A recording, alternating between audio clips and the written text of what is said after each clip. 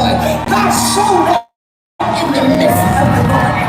And he had a question for that woman. He asked that woman who deceived you. He wanted to understand what happened to you. While the devil was rejoicing, the woman was having an encounter with God. Because God said it doesn't matter what the devil did to try and stop you. I know how to get you to start again. And he told that woman, if you would start producing, even in your brokenness, if you would start producing, even in your wounds, if you would start producing, even though you've been hurt, I promise you that this devil will see today.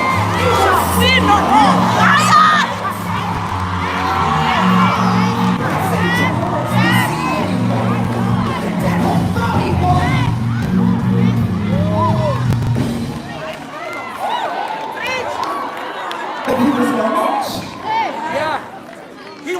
Because there was a destiny over her life. Yes. There is destiny over your life. Yes. Even though the enemy thinks that his plan will stop you. Because it's going to show you. And I'm going to show you how to work around. I'm going to show you how to push through. I'm going to show you how to hang on, how to trust, how to keep producing in spite of what you do. Because what I put in you is so unstoppable. But if you don't believe it's unstoppable,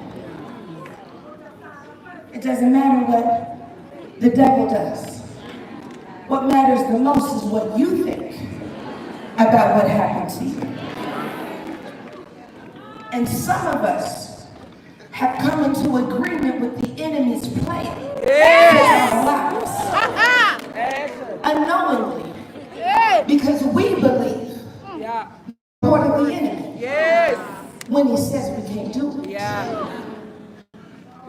We believe the report of the enemy when he says we can't add value. We believe the report of the enemy. And now, all of a sudden, those of us who were born to be a spark are buried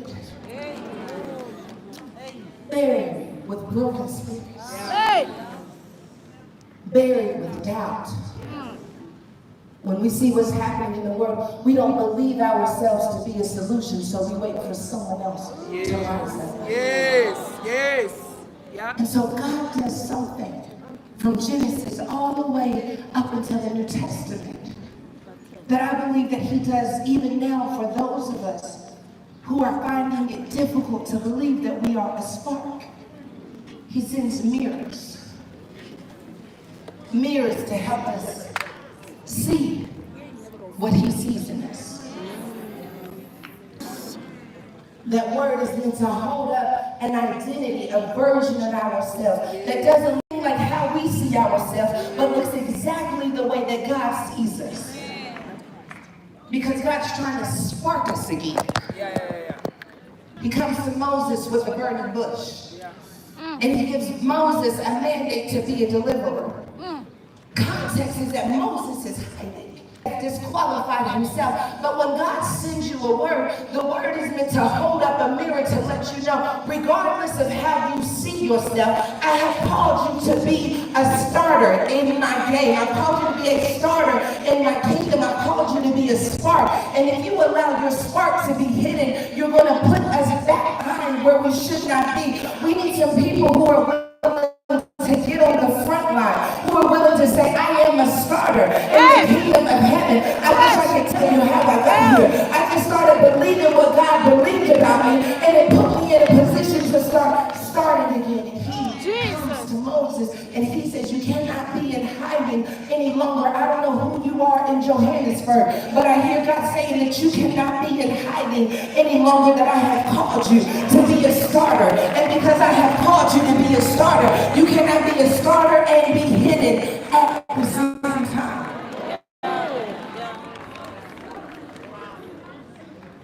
Same thing to Mary.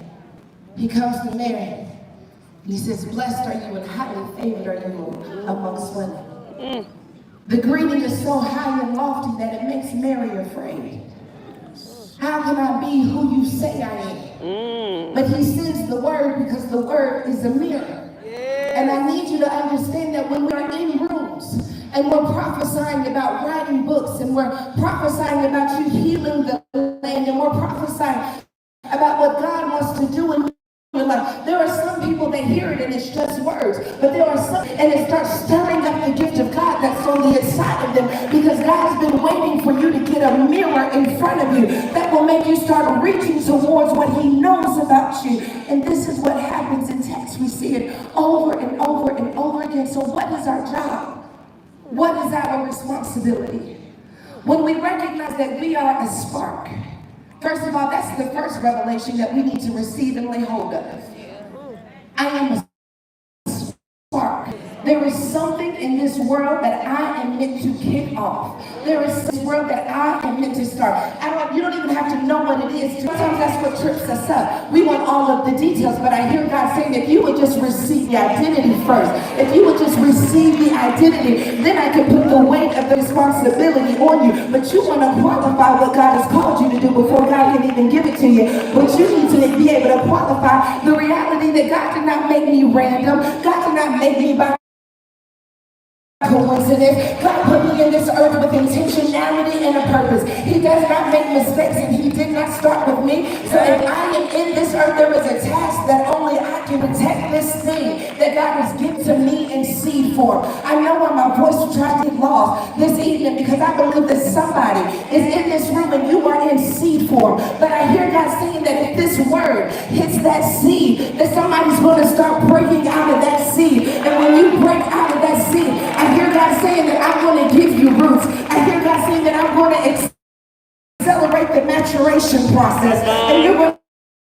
go from seed to fruit. From seed to fruit. You won't even have to wait on the next season. I don't know who I'm prophesying to, but I hear God saying that you're not even going to have to wait on the season to change. That you're going to go from seed to fruit immediately. And you know how I know this? I know this to be true for myself. I can't prophesy what I don't know, but what I can tell you is some kind of way I went from seed to fruit. But to other people, 30 years to do. God says I'm going to do in 5 years, because the gift that I placed on the inside of you is so urgent that I don't have time to wait for 4 seasons. The earth needs it right now. I don't know who you are, but I hear God saying that you may be weary, but you're about to be running. Because when you recognize that it's not going to take you as long as it took somebody else, that it's not going to require from you what it took from someone else. That's the way you sacrifice. I'm the way you sacrifice, because they went ahead of you.